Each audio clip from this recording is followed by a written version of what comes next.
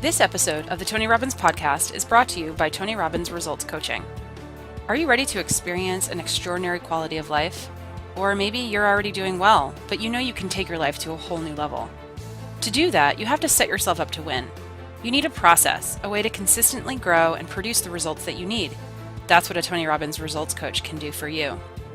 Whatever area in your life you want to change, your relationship, your health, your career, or your business, coaching is one of the most valuable tools you can have. It's an investment in yourself, and it can yield some of the highest returns. Tony Robbins Results Coaches are hand-selected and trained by the master of coaching, Tony Robbins himself, to have the skills that will empower you with supreme focus, powerful insight, and the accountability needed to achieve everything you've ever dreamed. To help you get started, Tony is offering podcast listeners a free results coaching strategy session with one of his top coaches. It's a $200 value, and you're getting it for free. Visit tonyrobbins.com/results. Schedule that free session today.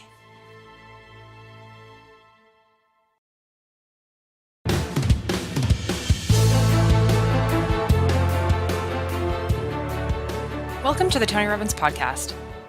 We've all had some area in our life that we said we were going to change, whether it's our relationship, our business, finances, career, or our health. We all have something that we want to take to the next level, but for one reason or another, we just never made it happen. Maybe we pulled back too soon or didn't follow through. Maybe we made an excuse or even sabotaged it before we had a chance to start. Whatever the reason, we just couldn't break through. In this episode, Tony talks about the three components to creating a breakthrough: strategy, story, and state. The way you approach a goal, your beliefs about your life, and your mental game form the foundation for any success or failure. But by taking control of these forces, you can take massive action, and you can create the quality of life that you've always wanted. About 35 years ago, I got obsessed with a simple question. What makes the difference in the quality of people's lives? What makes some people leaders and other people followers?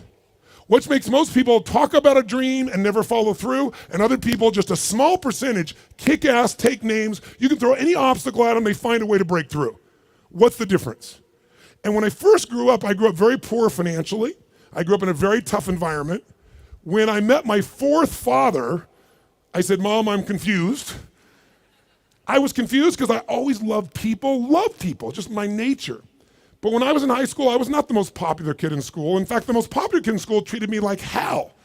He was so vicious and mean. I thought, what makes that guy popular? So it made me obsessed to want to know why people's lives turn out so differently. And my first answer, growing up poor with no great role models, was, well, some people are just lucky. They grew up in a family where everybody loves each other and they stay together. You know, some people are lucky. They grew up in a family and everybody's educated, and so they work hard to educate their kids.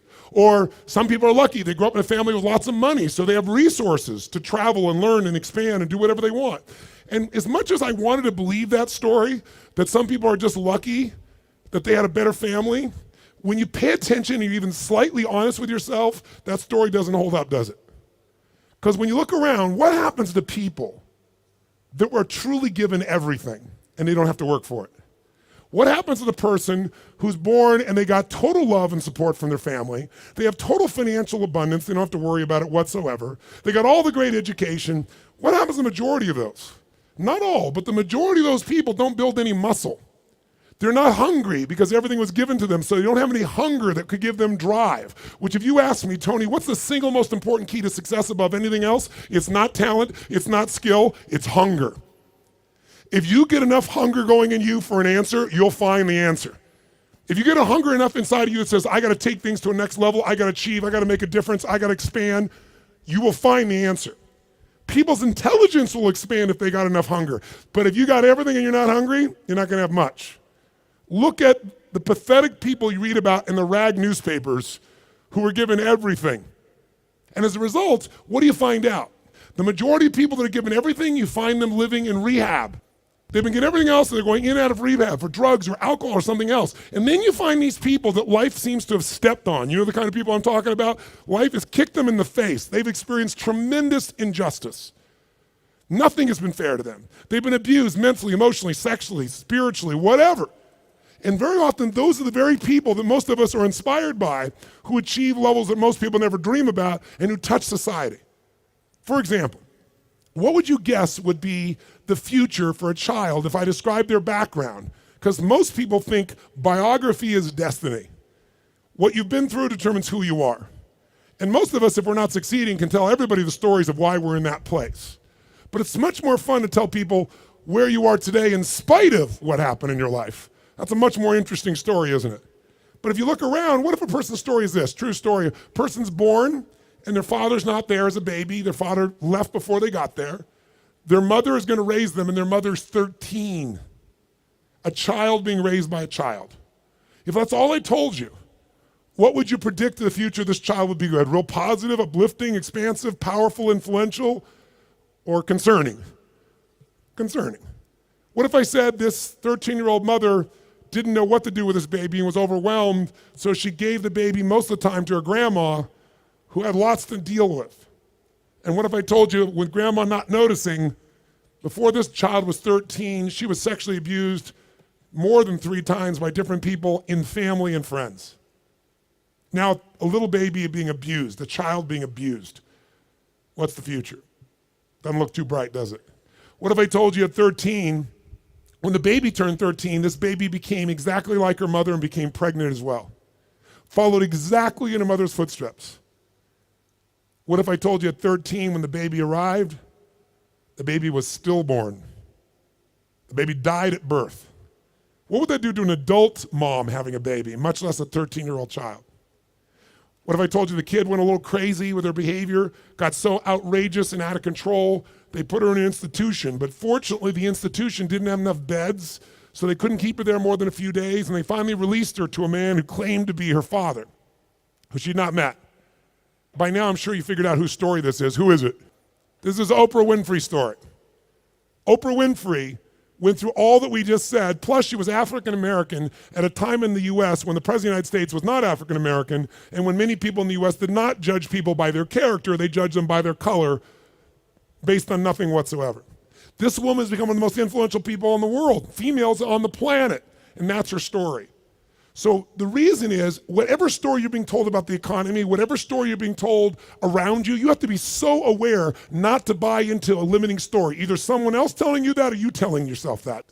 And I'll tell you something, it's gotten worse as the years gone by, and I think the US has been the leader in it, and I'm not attacking my country, it's interesting what's happened in my country in the last 2 decades. Some of you may be old enough to remember 20 years ago when things started to change, because America likes to export their stories. So I think many of you, if you're around then, can remember there was a story of 2 young men who killed their parents in Los Angeles. Their names were the Menendez brothers. Does anybody here remember that story, the Menendez brothers? Keep your hands up so I can see a sense. Yeah, quite a few of you can remember the story. If you didn't know the story, it's about these 2 young men. They killed their parents, their mother and father, at point blank range with a shotgun, murdered them in cold blood. But when they went to a jury trial, the jury couldn't decide. They admitted they did it. They admitted it. But they said, but our parents were abusive. And so the jury literally was deadlocked. It took 2 jury trials to convict them. Now, all because they were abused. Well, many people are abused. They don't kill their parents with shotguns, right? See, if you and I are going to be successful, we're never going to get it by blaming somebody else, including God. People say, I'm poor because God wanted me poor. I'm fat because God got me fat. No, you're poor and fat because you sit on the couch and watch TV and eat Cheetos all day. It's not God's fault. So what I'm suggesting to you is you and I have to come up with a better story, a story that can make things work. So now I want you to tell me the truth on something here. Tell me right now, who here in this room has ever failed to accomplish something that really mattered to you? We all know we failed at some point. The first time I ever asked this question on stage, it was spontaneous. I was at this group called TED, Technology, Entertainment, and Design.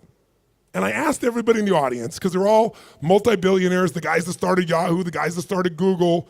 It's this really unique group of people. And they're in this darkness. And they weren't responding, so I said, let me just ask you a question. How many of you have ever failed? No one raised their hand. I said, thank you for your full participation. How many of you have ever failed? They all raised their hand. I said, great. When you failed in the past, why did you fail? And this is where you hear people's story. Remember why I'm telling you this? Because I want to tell you right now, you might write down something. Change your story, change your life. We all have a story about why we are where we are. If you're not where you want to be in your life, in some area, like maybe your body's great, but your finances aren't, or your finances great, but your relationship sucks, or doesn't, or whatever. The bottom line is, you've got a story why it's that way. And the story we tell ourselves protects us from pain. It gives us a reason why it's not our fault, or it's gonna be okay in the future. But the story that protects you also imprisons you. It keeps you from changing your life. So in order to create a change in your life, you really truly gotta change your story. You gotta shift your story. You gotta find a story that's gonna empower you, a story that's gonna strengthen you, a story that'll push you beyond anything you've ever done in the past. So the story most people have, and that they had at this TED piece was, I said, why have you failed in the past?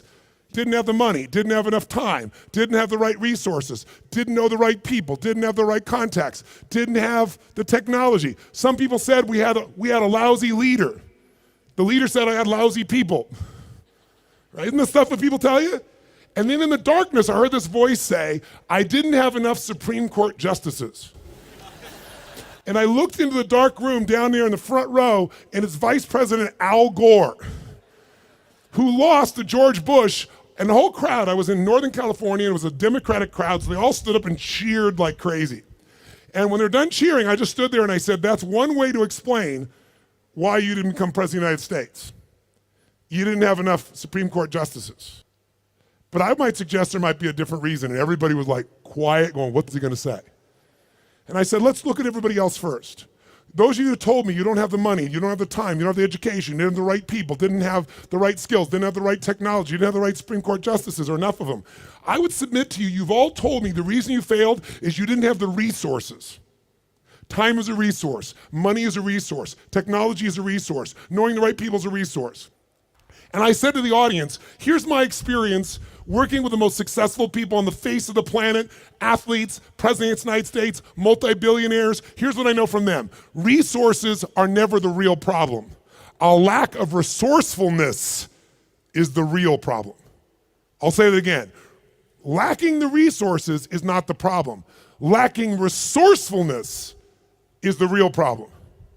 What I mean by that is very simple. The ultimate resource is human emotion. What starts wars? Is it logic? Hell no, it's emotion. What makes you get married or get divorced? It's emotion.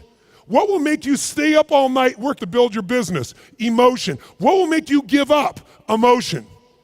If you don't master your emotion, if you don't become resourceful, then you're gonna think the problem is resources. Because I'm here to tell you, every great person I know didn't have the resources, but they got them because they're resourceful. And what that means is, if you're creative enough, creativity is an emotional resource, can you find an answer to the problem, yes or no? If you're determined enough, can you find the money that you don't have, can you find it, yes or no? If you care enough and get other people to care with you, can you get them to help you, yes or no? If you are bold enough, if you're strong enough, if you're disciplined enough, can you get yourself to do things other people cannot find a way to do, yes or no? See, the ultimate resource is resourcefulness. And I tell you that, my friends, because I grew up with no resources, but I became very resourceful, and that's why I have the privilege to be with you today. And I said, so are you, Mr. Vice President? I watched you speak last night, and the previous night he'd spoken to this Who's Who crowd, and he had spoken on the inconvenient truth. And it was the first time he did that speech that they made into a movie. And he was so passionate. And you never saw him passionate, but he was passionate. He grabbed everybody. People liked him, people didn't like him. I said, listen, let me tell you something. You said you didn't have enough Supreme Court justices? Here's the truth. I watched the debate with you and Bush. I wanted to vote for you, but I couldn't. There wasn't any energy. There was just ego there. I said, I watched those debates. I said, if the guy that was up here last night was the guy in those debates, you wouldn't need the Supreme Court justices. And the whole crowd went berserk. They started clapping, standing ovation, and he came over and gave me a little high five and said, you're right. And we became good friends out of it. And people came to me afterwards, the guys from Kleiner Perkins, multi-billionaires, they took me to dinner and they go, we've all been thinking that. No one would ever say that. How could you say that publicly? I said, because it's the truth. They go, yeah, but no one said it. And guess what? The truth is, I don't care where you are today. I don't care if you're totally broke and getting here was a huge stretch for you. If you can find the hunger inside of you and you can remember, I don't need resources, I need resourcefulness, that'll get me the resources, then anything you dream about you can make real. But the minute you forget that and you come up with a story that goes, I don't have the money, I don't have the time, I can't do it, it's too far away, that's what's gonna kill you. Change your story, change your life. And we all have a story because we're afraid, all of us, to fail. We're afraid to not look good. We're afraid to be disappointed. We're afraid to get our hopes up. But the only way that you get courage means you're afraid, but you do it anyway. It's not courage if you're not scared. And so there's going to be people talking here the next few days or today that they're going to give you some great strategies. Whether you do it or not is not going to be based on your ability. What you're capable of is amazing. What most people will do is disappointing. And it has nothing to do with the content of what needs to be done. It's everything to do with the mastery of your own states. So here's what I believe. My passion is not just get up and talk. My passion is get people to rewire themselves. So how many of you came here not just for information? How many came here for some breakthroughs? A breakthrough means a new quality of life where things that were impossible are possible. Who's with me on this? Say aye. So let me give you 3 keys to a breakthrough.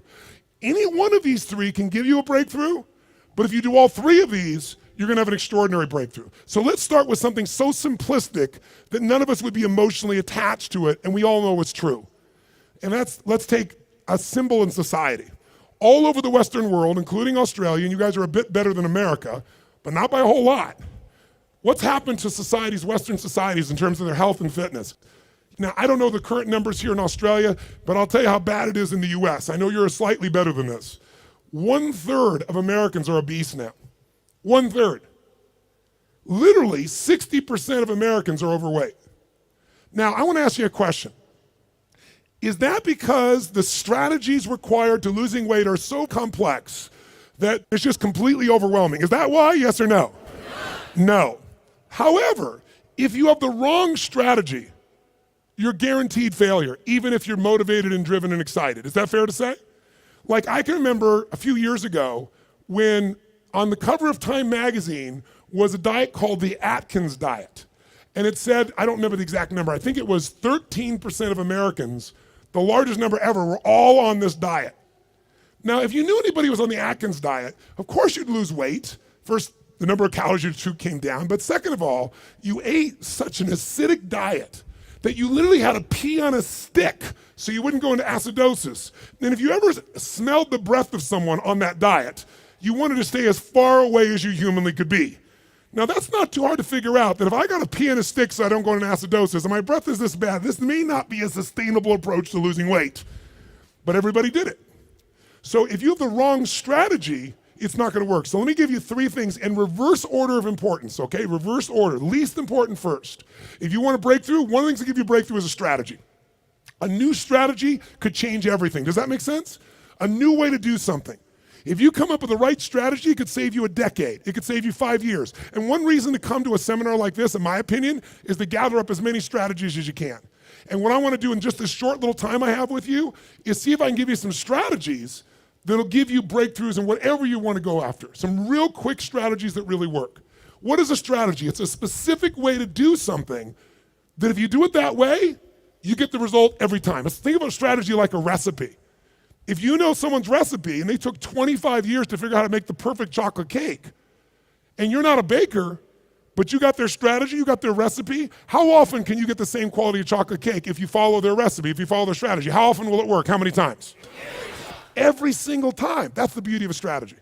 So there's going to be a lot of strategies available to you here during this course. I'd be listening and find the strategies that appeal to you most. But I'd submit something to you, my friends. I'm a strategist. I'm a business and life strategist. I'm always finding the little thing that'll change it all. I'm obsessed by it. And I filled up my events with them. But I know something about strategies. You can give someone the perfect strategy, and they can still not do it. They can even know it's the right strategy and still not follow through. That's why the problem in our society is not a lack of strategies. If I said to you right now, okay, we got to lose weight, and we're in downtown Brisbane, and we were to walk 10 blocks, how many places would we pass within 10 blocks that could help you to lose weight, for example, or get fit or get strong? How many? In fact, you don't even have to get up out of this building to learn how to lose weight, because today, God forbid you were going to get up and walk, you could just pull out your iPhone or your iPad or whatever phone you have, and you could download 10 books right now that you'll never read, right? On how to do it. Maybe you'll start reading the first one, and then you'll get a little text. Oh, what's the text say? And you won't read the rest of the chapter. How many trainers are there in the Brisbane area that could get you fit and strong? Are there plenty, yes or no? Yes. So Is it a strategy problem, do you think? No. So don't get me wrong, I believe strategy is invaluable, but strategy without the next two is basically worthless in my experience. You know what to do, but you don't do what you know. But the right strategy versus the wrong strategy is critical, and why don't you make a note of this, really important. You have to do the right thing at the right time. I'll give you an example in my country. Buying a house, right thing to do. In my country, 2007, wrong time. If you bought a house in the United States in 2007, right now you're upside down anywhere from 30 to 70%. 70. In places like Las Vegas, they're down 70%. I have a friend that had a $10 million home just sold for $3 million. That's why, my friends, I'm a student of seasons. That's why you have to understand and become so incredibly bright and aware as to what's really going on. So when someone tells you the strategy, you go, is that really right now? Because they'll show you a strategy that worked. The question is it working now? You want someone who's done it and is doing it. People go all the time and they go see someone, let's say a really nice stockbroker who then tells them what to do with their finances, but you got more money than he does. That ought to be a clue he's not the person to talk to. People go to psychiatrists all the time that are taking antidepressants for their depression, and they wonder why they don't get better. I mean, we're weird this way. I'm telling you, if you're gonna get a strategy, you better get somebody who's doing it, someone who's getting results. Now, strategy, is it critically important? Even though I beat up on it, is it still a huge advantage with the right strategy, yes or no? Yes. So what's the second thing? The second element, though, that affects whether you're gonna use the strategy or not is the story you tell yourself. Does that make sense? Because if your story is, I'm big boned, or I've tried what? I've tried what? Everything. If you tried everything, you'd have the answer. Right? But when people say I tried everything, what does that do? It makes your brain go, see, I've tried everything. There's no reason to try anymore. It's not my fault. I'm just big boned. I just have low metabolism. Right? It's just, I've always been this way. And by the way, people's stories are often true, but they're not effective. It may be true that you have low metabolism. It may be true that you're big bone, but that's not why you're fat. It's because you're doing nothing to change your metabolism. Make sense? Or I don't have a relationship with a great man or great woman because all the good ones are gone. Or they're gay and I'm not, or I'm gay and they're not, something of that nature, right? Isn't that a common story people tell themselves? And what does the story do? It kills your hunger, it kills your drive, it gives you a reason not to face the discomfort. We've all lived in a society that has trained us since we're this tall now. Most of you, by the time you're 21, saw 2 million commercials and had to instantly get out of pain. Instantly out of pain. You know what the problem with getting out of pain is? It takes away the purpose of drive. How many of you know somebody who takes antidepressants right now and they're still depressed? That's because they have the same story. Even though they changed their biochemistry, the same story brings them to that lousy place. If your story is, I don't have the resources, that story is gonna kill your future. If your story is, I can get any resource I want, if I find a way to add enough what? Value to other people's lives, then you can get the resources. It's so amazing. I don't know, because in Australia you don't have a lot of places to go, I know there's a few, but how many of you in this room ski or snowboard? In skiing or snowboarding, if you take up the sport and you get on a really vicious hill, what they call a black diamond hill, there's edges where if you don't stop, you go to the edge and you'll die.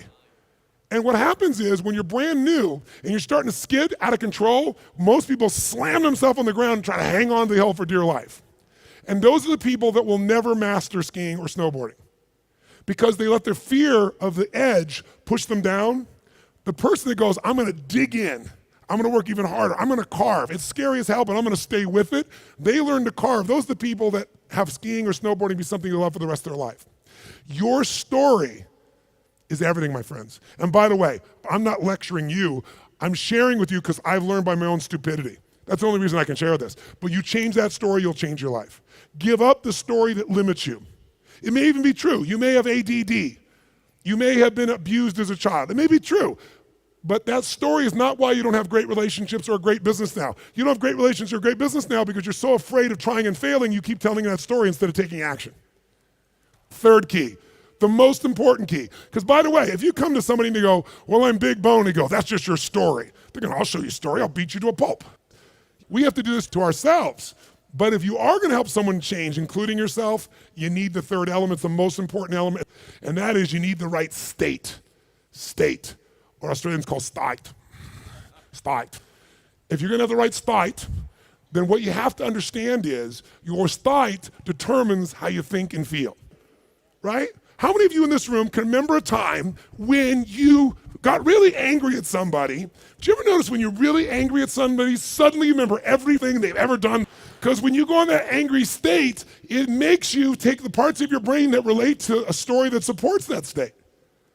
On the opposite, how many of you in this room can remember a time in your life when you fell head over heels in love with someone out of your mind? How many can remember a time like that? Say I.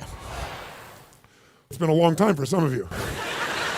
Is that all the, make the sound of head over heels in love. Go ahead, make the sound.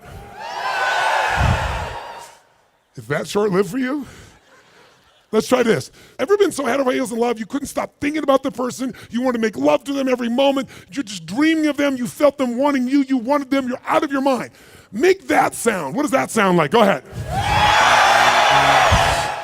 Much better, much better. See, in the beginning of a relationship, when you love somebody, what will you do for them when you love somebody? What will you do? Anything. If they say, would you take out the trash? You go, take out the trash. Right?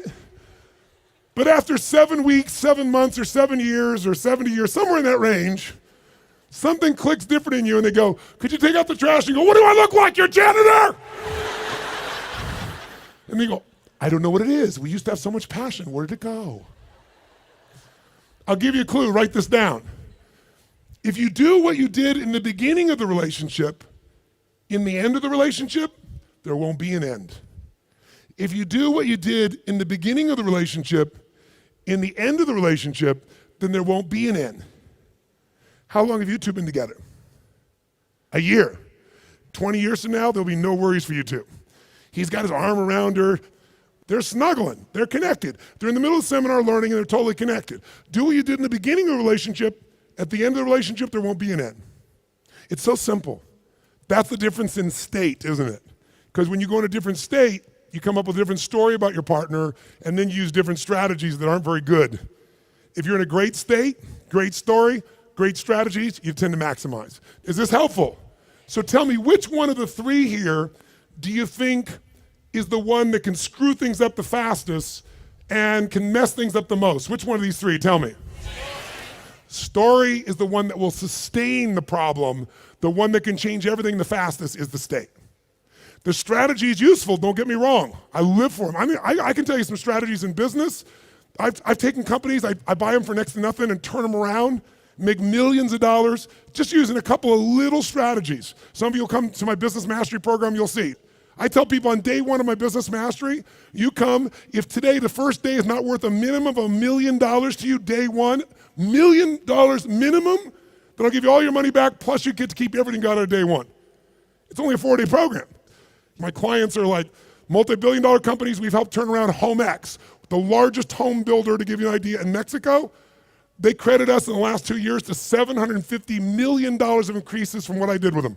That's their words, not mine. Or taking a chiropractor who's got 3 people and doubling his business in 6 months. I've done that with strategies. Simple business strategies where if you don't know the strategy, ignorance is not bliss, ignorance is poverty, ignorance is pain.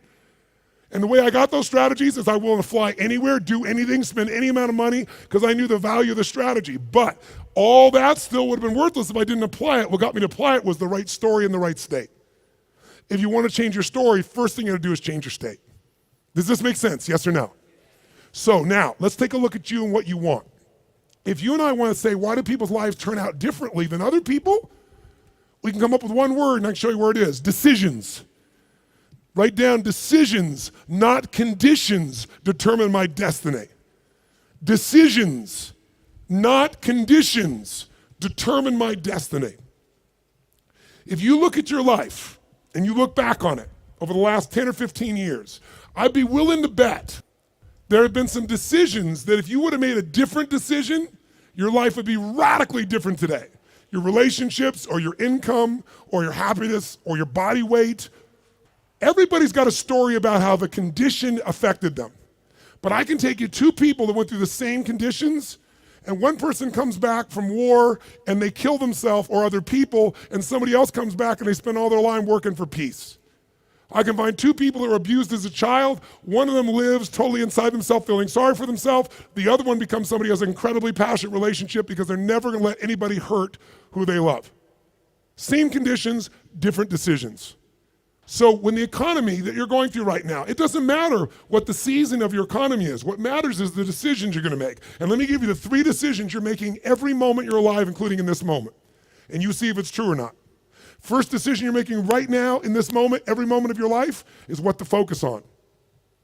What to focus on totally affects your life. Think about it. Whatever you focus on, you're going to feel, even if it's not true. If you're focusing on, oh my God, the economy's going to go to hell, when you focus on like that, you're going to feel like hell, and your decisions are going to be hang on to what you got. If you're focusing on, everybody's scared to death, this is a perfect time for me to find an ultimate advantage, because during times of maximum pessimism is when you can do the best.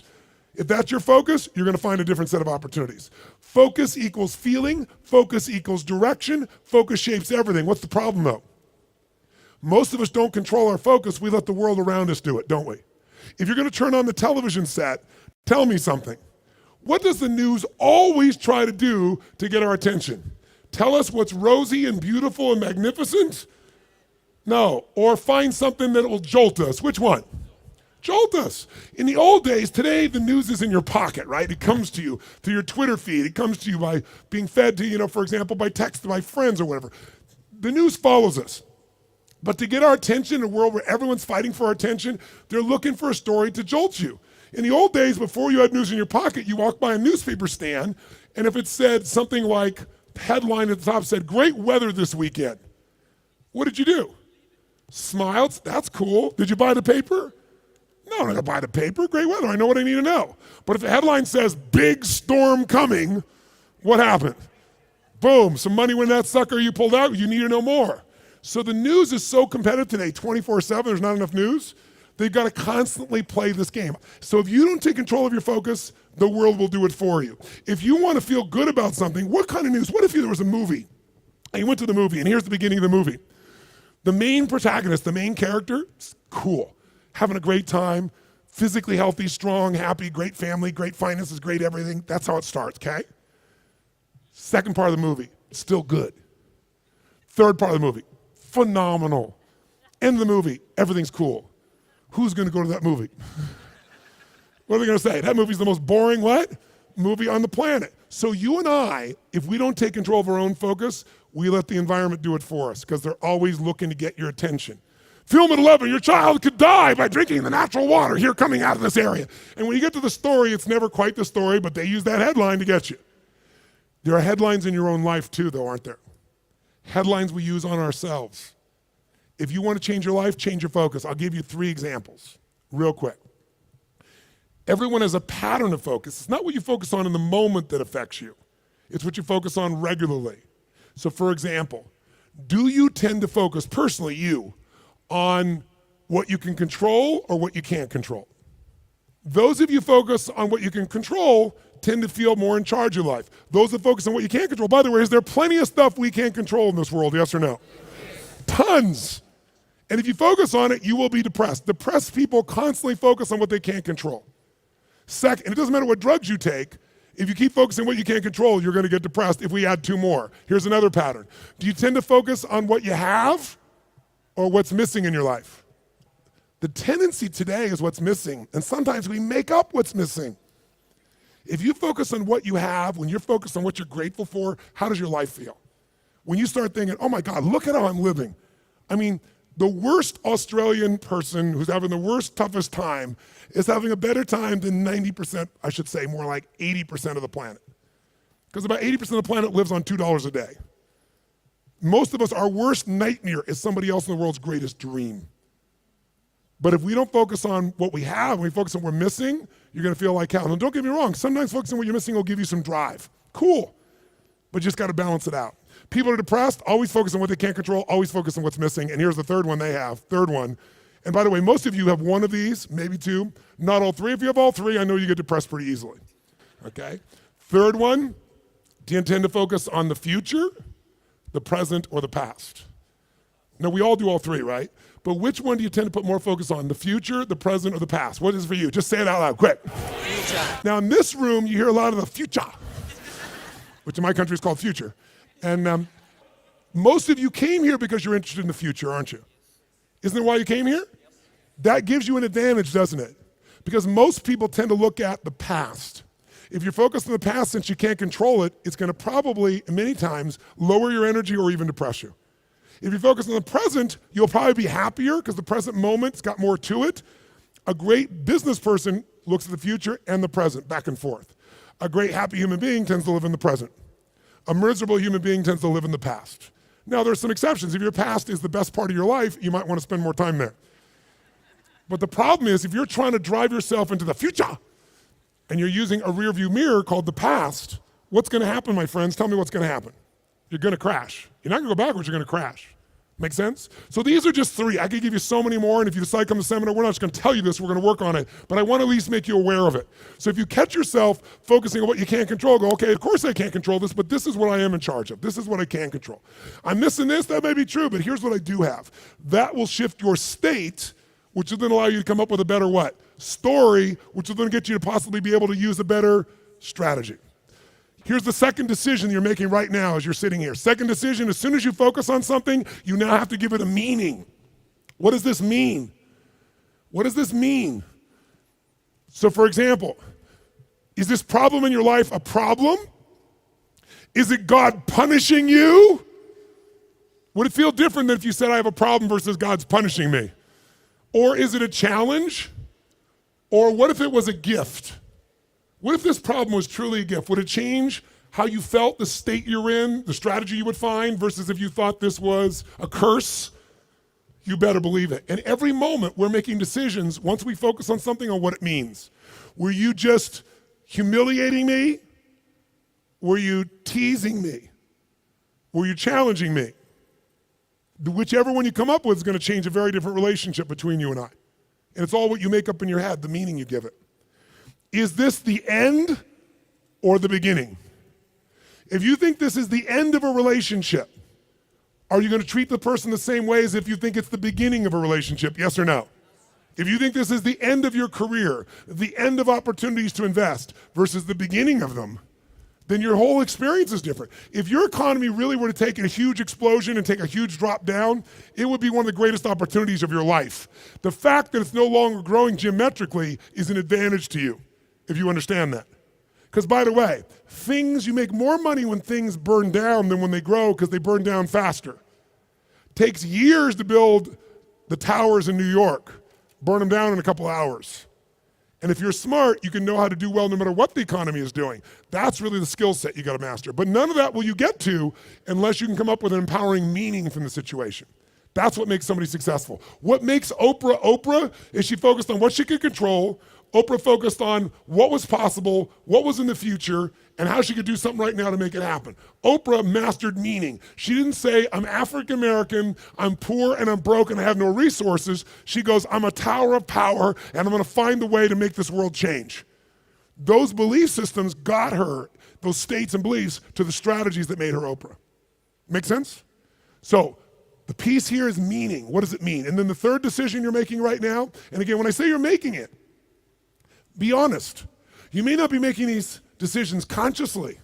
They may be being made in your unconscious just habitually because you're not paying attention.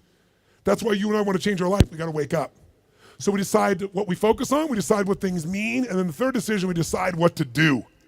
What to do. Do I quit or move forward? Do I go interview this person and figure out what they know, or do I just go home and have lunch? Do I enroll in this course so I keep growing, or do I go home and say, let's just see how I do? Your decisions are going to be affected. Do I stay married or do I get divorced? Do I walk up to that person and say, I want to meet you, or do I just stay here and go, maybe it's not the right time? Your decisions of what to do are powerfully shaped by the emotions you're feeling, and the emotions came from the meaning. The Tony Robbins podcast is directed by Tony Robbins and hosted by Anna York. Carrie Song is our executive producer. Tyler Culbertson is our associate producer. Jamie Carvajal and Adriel De La Torre are our digital editors. Special thanks to Diane Adcock and Mary Buckheit for their creative review. Copyright Robbins Research International.